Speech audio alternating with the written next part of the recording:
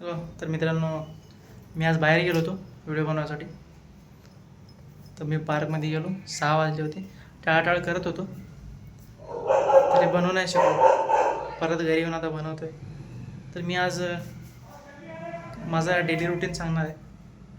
मी काय करतो, घरी आल्यानंतर काय करतो, काम काय करतो, वगैरे वगैरे. तर सकाळी मी उठतो 4:40ला, 4:50ला आणि आंघोळ वगैरे करतो.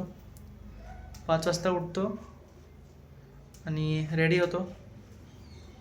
परत 5:25 आमची बस असते. ती बस कंपनीची असते आणि त्या कंपनीच्या बसमध्ये आम्हाला तर जवळपास 40 मिनिट लागतं कंपनीपर्यंत जायला.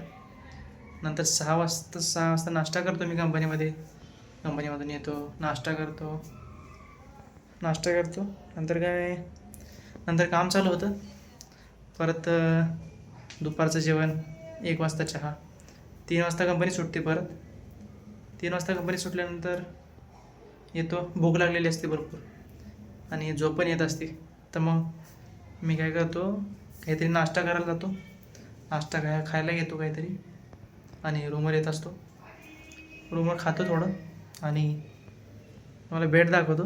बेडची हालत काय झालेली आहे हे बघा. हे असंच पडलेलं असतं, त्याच्यावर झोपलेलं असतो मी. काही खाऊन जर झोपलं तर डायरेक्ट 10-11 वाजते उठायला. नंतर जेवण पण होत नाही आणि नंतर झोप येत नाही.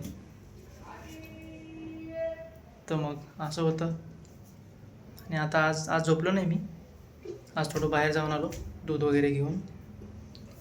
हात दुखतोय, 1 मिनटं चेंज करतो मी. तर मग झालं एवढंच.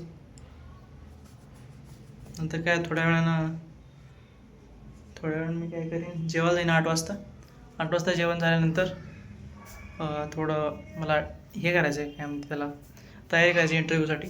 मी याच्या कंपनीत आहे, मला तिथे जास्ती पेमेंट नाही आहे सध्याला.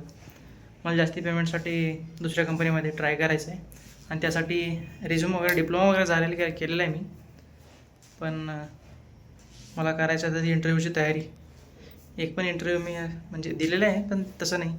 असं थोडं डिप्लोमाच्या बेसवर कसं थोडं स्ट्रिक्ट इंटरव्ह्यू असतं कुठं.